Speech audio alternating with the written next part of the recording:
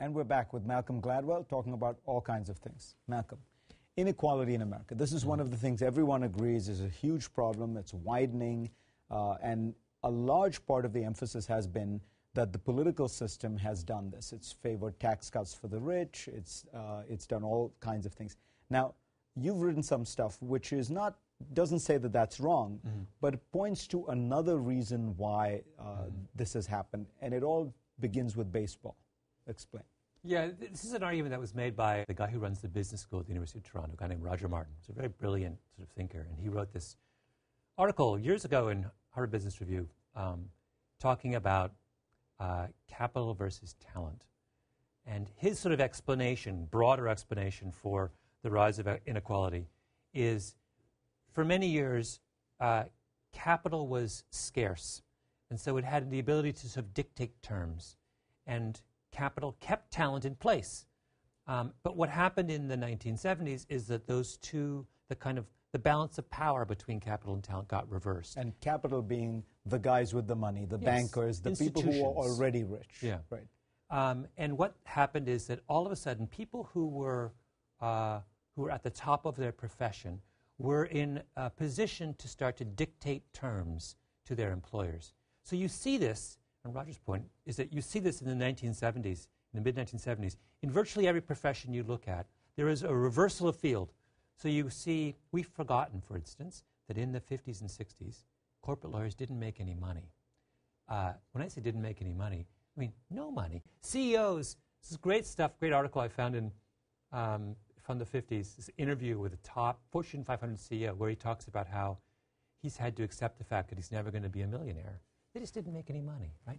And then what happens in the 70s is that in one of these professions, after modeling, baseball, the corporate suite, the legal profession, Hollywood, in one case after another, very prominent people start to stand up and demand more money, and capital is no longer in a position to say no. Because there's lots of capital. That's what 30 years of economic growth means. Capital is abundant, and the talent now can... talent is what's scarce. Right. And if I can prove to you, if I can say I am Lauren Hutton does this in the modeling world. She's the #1 model in America, and she's still making some pathetic day rate. And finally, in 1975, she stands up and she says to Revlon, look, I need more money. And, overnight, she goes from making peanuts to making millions of dollars, because they finally realize, actually, you are the top model. We need you. We need you more than you need us, right? Same thing happens in baseball.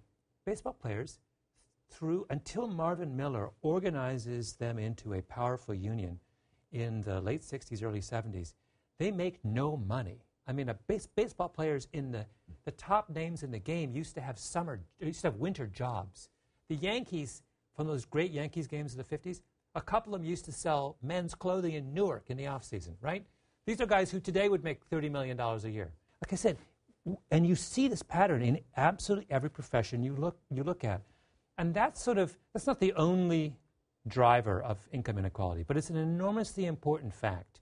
Because if what happens if you look at the gross economic statistics in that same period, what you see that that what's driving income inequality is this sudden, massive increase in the amount of money being paid to the 99th percentile. When you have a society which has the level of income inequality that we have now, and we're basically up there with Venezuela and Mexico, right? We're turning this country into it has other very negative consequences. But how do you undo it? You see, because if you're right, it's happened because of this very broad structural force that is about the kind of meritocracy on steroids, a kind of super sort of talent.